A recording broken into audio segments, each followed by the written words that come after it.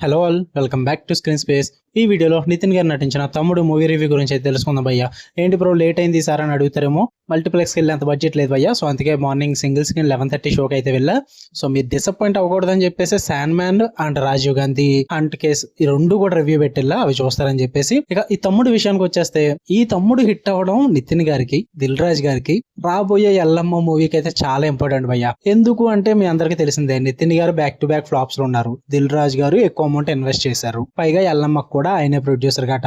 ఈ మూవీని బట్టే నితిన్ గారి రేంజ్ తెలుస్తుంది, ఆ కలెక్షన్స్ తెలుస్తుంది. సో నెక్స్ట్ మూవీ బడ్జెట్ కూడా డిసైడ్ అవుతుంది అనమాట. మరి నెక్స్ట్ ప్రాజెక్ట్ ఉంటుందో లేదో తెలియాలి అంటే మరి ఈ మూవీ హిట్ అవ్వాల్సిందే. బట్ అన్ఎక్స్పెక్టెడ్లీ నాకైతే ఈ మూవీ వర్కౌట్ అవ్వలేదు భయ్యా.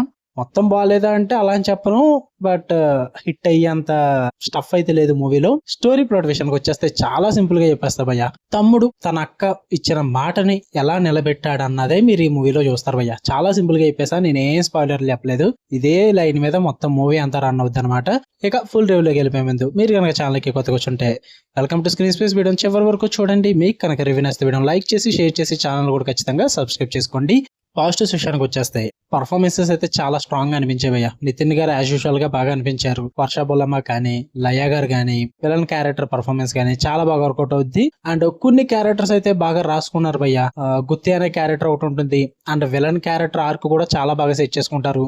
మెయిన్ గా ఈ రెండు క్యారెక్టర్స్ కి మీకు చాలా ఇంపాక్ట్ అయితే ఉంటుంది అనమాట మీ మీద. విలన్ క్యారెక్టర్ కి పెట్టుకున్న సెటప్ అంతా బాగుంటుంది, అండ్ ఆ గుత్తి అనే క్యారెక్టర్ కి పెట్టుకున్న ఆర్క్ గానీ క్యారెక్టర్ ఎలివేషన్స్ కూడా చాలా బాగా వర్కౌట్ అవుతాయి అనమాట.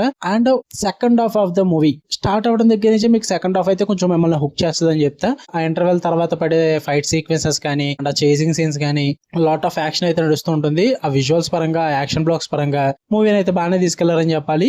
వాటి పరంగా అయితే నాకు బాగానే వర్కౌట్ అయింది. అండ్ ఈవెన్ క్లైమాక్స్ కూడా ఇంత దాకా సాగదీసాం కదా ఎలాగో, సరే లాస్ట్ లో మంచి హ్యాపీ మూమెంట్స్ కూడా చూపిద్దామని అయితే చూపించారు. థ్యాంక్స్ రా బాబు అన్న ఫీల్ అయితే వచ్చేది నాకు.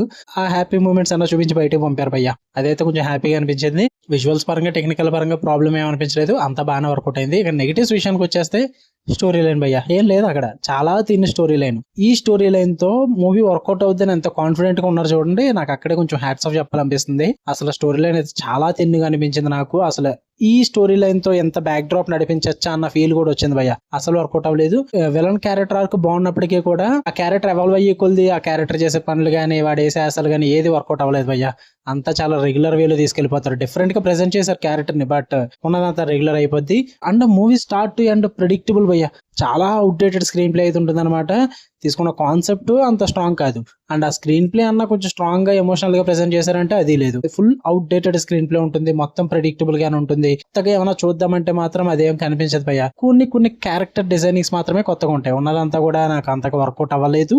అండ్ మూవీకి ఏ సర్టిఫికేట్ అయితే రావడం జరిగింది, అదైతే అనవసరం అని చెప్తాను భయ్య.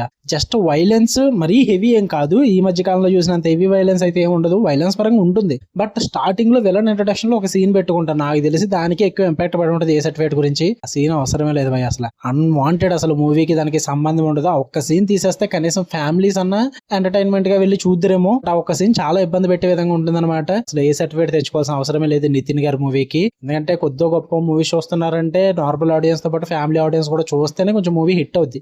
అది కూడా దిల్ రాజు గారి మూవీ కాబట్టి. బట్ ఏ సర్టిఫికేట్ తెచ్చుకుని కొంచెం ప్రాబ్లం వచ్చిందనే చెప్పాలి మూవీకి. ఆ సీన్స్ అన్ని అనవసరం అనిపించింది నాకు. అండ్ అజనీష్ లోక్నాథ్ గారి మ్యూజిక్ కూడా అంతగా ఏం లేదు భయ్య. కొన్ని సీన్స్ లో బాగానే అనిపించింది కానీ, ఎమోషనల్ సీన్స్ కానీ అండ్ ఎలివేషన్ సీన్స్ కానీ వీటి పరంగా అయితే నాకు అంతగా వర్కౌట్ అవ్వలేదు. ఓవరాల్ గా చెప్పాలంటే బిలో యావరేజ్ మూవీ భయ్య. నేనైతే చాలా హోప్స్ పెట్టుకున్నాను సినిమా అయితే, ఎందుకంటే నితిన్ గారు కంబ్యాక్ కోసం అయితే వెయిటింగ్ భయ్య. పొటెన్షియల్ ఉంది ఆయనలో, బట్ స్టోరీస్ అయితే దెబ్బైపోతున్నాయి, అసలు వర్కౌట్ అవ్వట్లేదు. మూవీనే దెబ్బేస్తారు భయ్య. చాలా అవుట్డేటెడ్ ఉంది. అవుట్డేటెడ్ పీపుల్ కి అయితే వర్కౌట్ అవ్వచ్చు, నాకైతే వర్కౌట్ అవ్వలేదు. మీరు చూద్దాం అనుకుంటే, మీ దగ్గర అమౌంట్ ఉంటే, మీ దగ్గర టైం ఉంటే వెళ్ళండి భయ్య, థియేటర్ లో చూడండి. మీ ఒపీనియన్ కూడా తెలుసుకోండి, నా ఒపీనియన్ మీద డిపెండ్ అవ్వద్దు. ఓకే, మీకు కనుక రివ్యూ నచ్చితే వీడియో లైక్ చేయండి, షేర్ చేయండి, మీ ఒపీనియన్స్ కూడా కామెంట్ చేయండి. ఇలానే మరిన్ని interesting movies and web series reviews కోసం బెల్ ఐకాన్ ఆన్ లో పెట్టుకోండి. Love you all, by.